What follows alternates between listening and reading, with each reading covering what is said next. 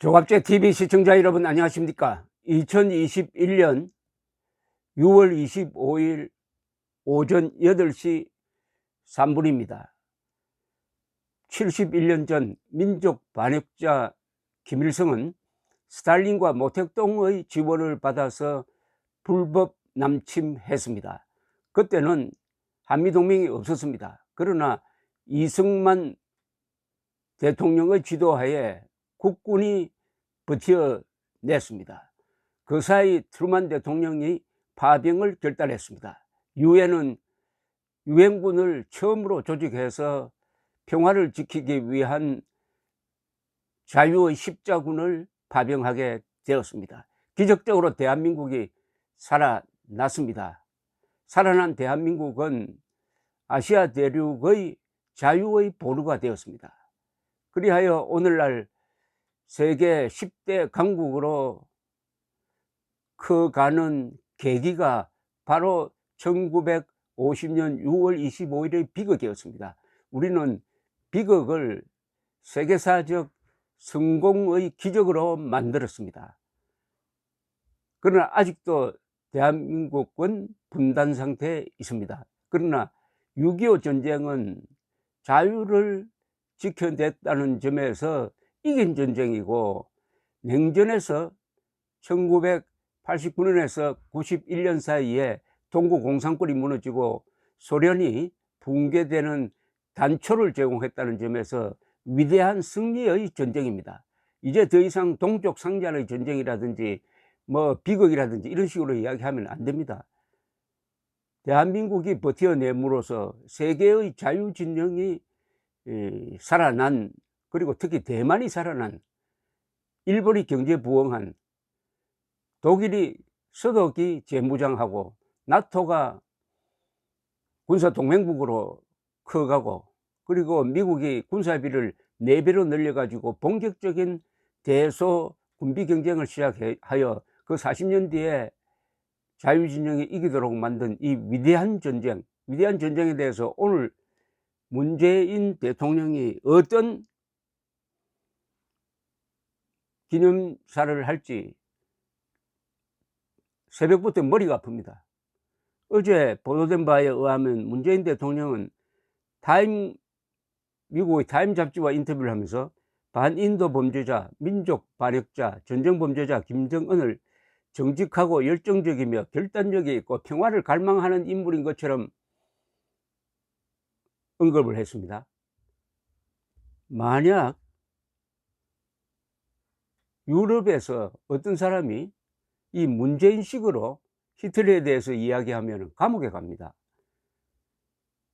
10여 년 전에 영화가 하나 유명해진 영화가 있었습니다. 책 읽어주는 사람인 리드라는 영화였습니다. 이 영화를 보면은 독일에서는 최근까지도 유대인 학살 범죄자를 추적해 가지고 중형에 처하고 있었습니다. 그런데 유럽의 13개 나라는 히틀러에 대해서 칭찬을 한다든지 홀로코스트, 유대인 학살을 부정한다든지 하는 말과 글을 하면 감옥에 보냅니다. 그 13개 나라가 어디냐면 독일, 프랑스, 체코, 오스트리아, 폴란드, 벨기에, 룩셈부르크 등인데 유대인 학살 부인죄라는 게 있습니다. 학살의 규모를 축소하는 공개 발언을 해도 감옥에 갑니다. 또 최고 징역 5년까지 살리도록 규정을 하고 있습니다. 이 피해 당사자인 이스라엘은 유대인 학살과 반인류적 만행을 부정하는 것뿐 아니라 인정하더라도 축소 표현을 하면은 처벌합니다. 문재인 대통령이 2017년 유엔 총회에 가가지고 6.25를 뭐라고 표현했느냐 하면은 남침이라고 하지 않고 내전이라고 했습니다. 내전이고 국제전이라고 했어요. 이거는 완전히 좌익적 6.25 관이었습니다. 그때 유엔군을 보내주어서 우리가 남침으로부터 살아났습니다 하는 감사의 마음을 이야기하지 않았습니다. 자신의 부친이 자유를 찾아서 왔다는 이야기도 하지 않았습니다. 오늘 어떤 기념사를 하는지 지켜봐야 할 이유가 바로 이런 데 있습니다. 이게 유럽이 인권 의식이 약해서 이런 일을 하겠습니까? 반인도 범죄자, Crime Against Humanity, 반인도 범죄자라는 규정은 이게 국경을 넘어서 시대를 초월해서 반드시 처벌해야 할 범죄고, 그 범죄자에 해당하는 게 김정은, 김정일, 김일성입니다. 2013년 유엔 총회가 김정은을 반인류 범죄자로 규정을 하고, 반인도 범죄자로 규정을 하고, 국제형사재판소에 유엔 안보리가 제소할 것을 건의하는 결의를 한 적도 있습니다. 반인도 범죄라고 하면은 이거는 인간으로서 도저히 용서할 수 없는 자라는 뜻인데, 어떻게 대한민국 대통령이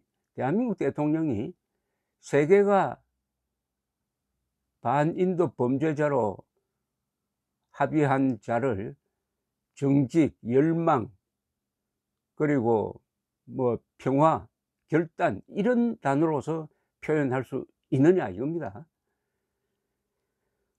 앞으로 한국 형법에 이런 걸 만들어야 됩니다. 우리도 유럽의 선진 인권국을 배워가지고 북한 정권에 의한 전쟁, 학살 및 반인도적 행위를 부정하거나 비호하는 죄를 신설할 만하다 이겁니다.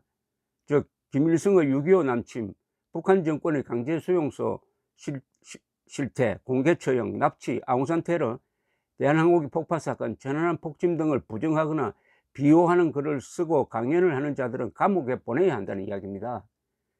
자유를 파괴하는, 자유를 금지하는 이런 법률이 언론과 양심의 자유에 위반되지 않는다는 것은 인권 선진국 유럽의 경우가 증명하고, 유엔 인권위원회 그리고 유럽 인권위원회도 유세인 학살 부인죄가 표현의 자유에 위반되지 않는다고 판정한 적이 있습니다. 오늘 6.25는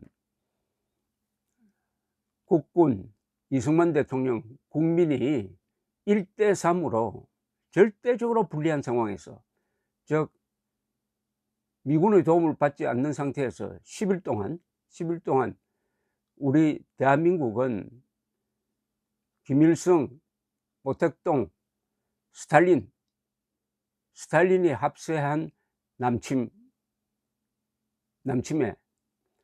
200대의 탱크를 앞세운 북한군에 거의 맨몸으로 짝대기 들고 돌멩이 들고, 그리고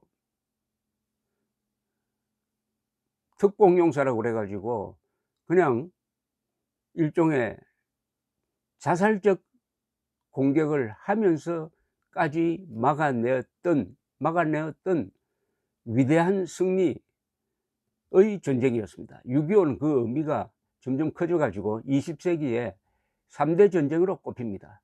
1차 대전은